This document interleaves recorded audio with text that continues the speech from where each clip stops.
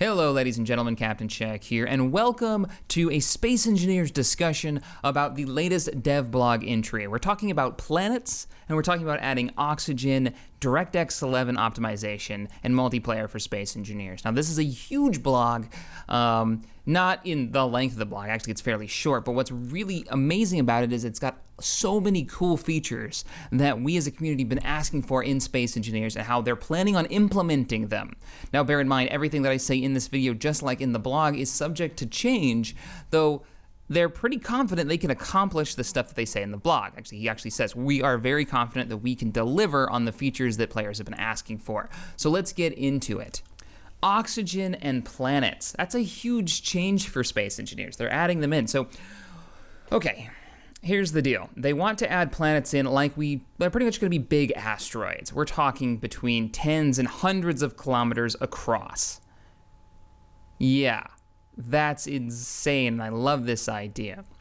And then we're talking about having an oxygen system. And the way the oxygen system is going to work is, they're not sure yet, but the way he's describing it is as an algorithm that will transverse through the volumetric grid, and it will check if something is opened or closed, and if it's open, then the oxygen can flow into that block, and then it'll do the check again for blocks near it until it finds itself encapsulated and enclosed in something. Think water in Minecraft is the way that I picture this. You drop a block of water on the ground from a bucket, and then it will do an algorithm to check to see if it can expand in any direction. And if you put it on a flat piece of ground, it will expand in the nearest blocks, and then it'll do the check again until either the water gets so thin, and I think it's like 7 blocks is as far as it'll go, or it'll run into some type of barrier and keep it from moving. Oxygen can be the same way.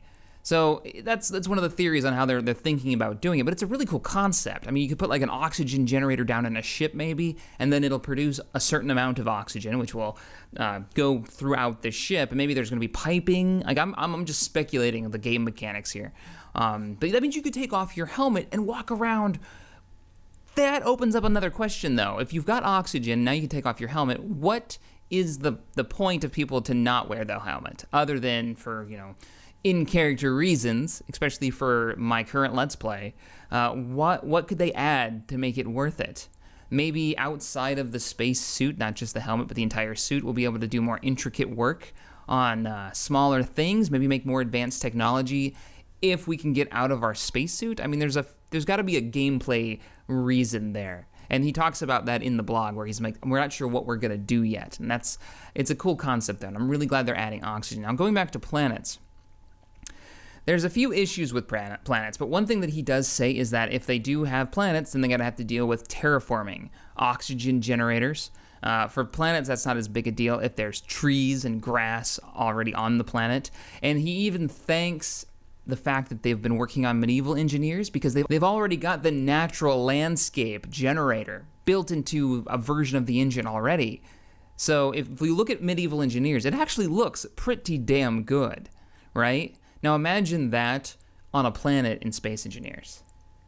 Pretty exciting. Now, one of the issues that they're going to have, and I'm wondering how they're going to fix this, and he talks about it a little bit in the blog, is if you've ever downloaded one of the mods that adds a planet-sized asteroid or a moon-sized asteroid to Space Engineers, and you've tried to build on it, a spherical gravity generator will let you run around on it, no problem. The problem that you hit is that the game works off of a grid-based system. So when you build a space station, you're fine at the poles, and you're fine at like the equator of whatever planet you're on. The issue that you run into is if you build too far out, the station blocks won't curve with the planet's surface.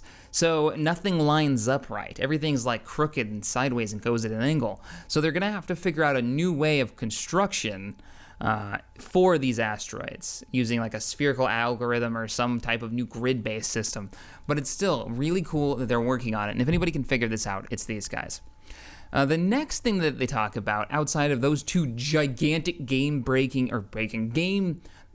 features, awesome features, is DirectX 11.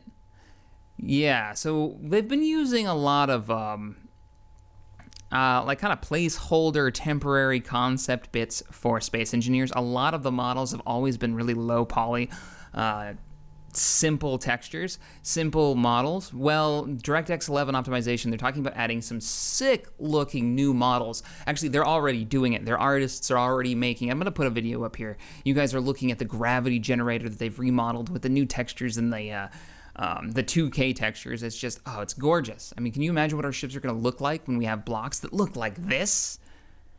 Oh, yeah. Now, they're going to keep the art style and the theme of Space Engineers. They're just going to bump up the resolution and make it look better. And yeah, it looks damn good. Another mention is the multiplayer work that they're doing to make it a bit more stable. Now, I guess they've had some issues with working through the Steam server architecture. That creates a lot of the lag and issues that we're running into. And since they're working to bring the game over to the Xbox One, they're going to be using the Microsoft server system. Now they're running into the problem of, okay, we can't do what we want to do with the server architecture that we have, so we're going to have to change it. And doing so, they say, is actually going to lessen some of the lag, the rubber banding, and the popping that we get. So we'll see how that works out. It's exciting, though, because multiplayer has always been kind of buggy. So here's a sum up for this dev blog, right? We've got multi-core threading they mentioned quickly in there, and I recommend you guys read the blog. I'm just going to hit the highlights. We've got planets are on the way. Like, this is something they're actually working on. An oxygen system is something the devs are aware of, and now, for the first time they've ever said they're actually going to be working on it and adding it to the game. And then we've got a graphics overhaul and DirectX 11 support. So one of my favorite games just got so much better based on what they're working on right now. I'm so excited for this. I'm so excited for every Thursday, and I'm sure you guys are too, who like to play Space Engineers on the channel. So let me know in the comments below, what do you guys think about the move for building planets into the game? How awesome is that, and what do you want to see? Like, how do you want planets to work out in the actual game itself? How do you feel about the new models and then the oxygen system?